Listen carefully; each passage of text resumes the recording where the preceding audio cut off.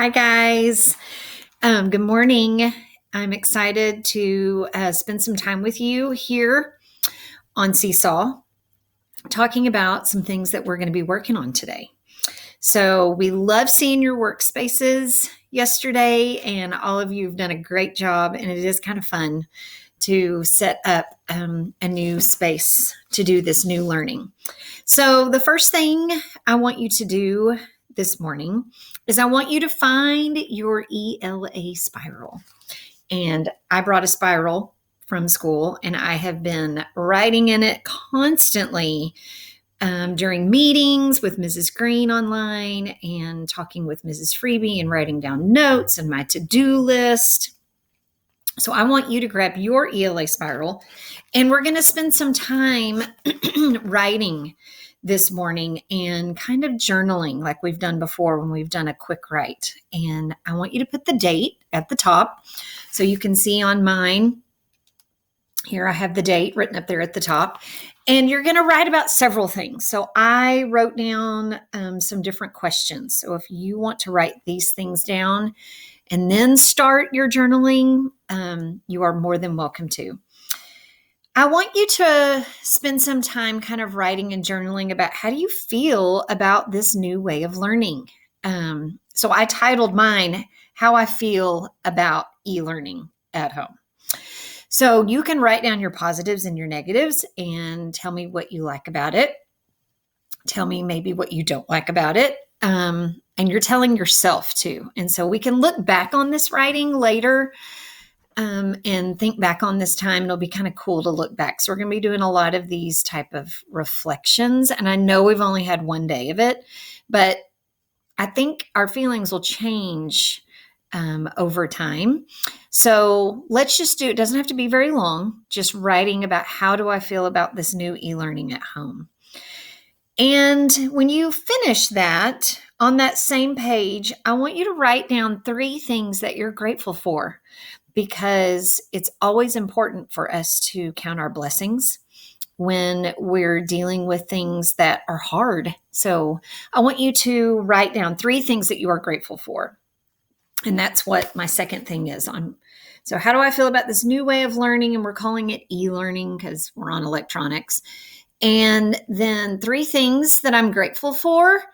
And I was writing really fast. So the last one that I want you to write about is, what is a question you have on your mind this morning? What's a question you have? It could be, I don't know, why has it been raining so much? When am I going to see my friends face to face in person again? How long is it going to take for me to get my things done today? So write down a question you have down at the bottom. What's a question you have in your mind? I want you to take a picture of your ELA spiral today, and I want you to upload that to Seesaw, and I'm going to add that as an activity. So just spend some time this morning journaling and answering those questions, okay? All right. So now we're going to transition into our social studies time. So when you get ready to do your social studies, you have your handy dandy social studies book, and I have Cooper's book from when he was in 4th grade, and y'all have all been familiar with this book. It's been very loved. So we started chapter 6 before spring break when Miss Morgan was my substitute. So I want us to go back and I want us to look at chapter 6 again and refresh our brains. Chapter 6 is the road to statehood, and it begins on page 214 with the chapter opener. And that reminds me, you're going to go on to whatever device that you're working on, whether it be an iPad or a laptop or a home computer, and you're going to log on to pearsonrealize.com. We haven't been on there in quite a while, so you're probably going to need your technology page from your binder to find your username and your password. And I want you to log on to pearsonrealize.com, and I want you to go through and find chapter 6. So when I get on my iPad and I find chapter 6, the road to statehood, then I'm going to click actually on the chapter opener first. And it has a picture of the flag. So when I tap on the chapter opener, it's going to open up all these really cool options that I want you to explore on the PearsonRealize.com website. There's kind of a glare. I want you to work on the big question first, the big question activity, and there's several slides for you to scroll through. And I like the question on this. The question says, why or when is change necessary? So let's think about that. We've had to change a lot of things in our time right now, and it was necessary that we change them. So I think it's kind of cool that we're looking at history and how things changed for our state in history, and we are changing still today, and our world is changing, and our day looks very different, and it's been necessary. So I just want you to spend some time on that big question activity and scrolling through those different slides. Then there is the My Story video. This is the video we watch in class together on the big screen, and you're going to get to watch it all on your own. So you just click on it, click on the play button, and you get to listen to the story about the really cool town in Texas down south of Austin called New Braunfels, Texas, and where that town even got started.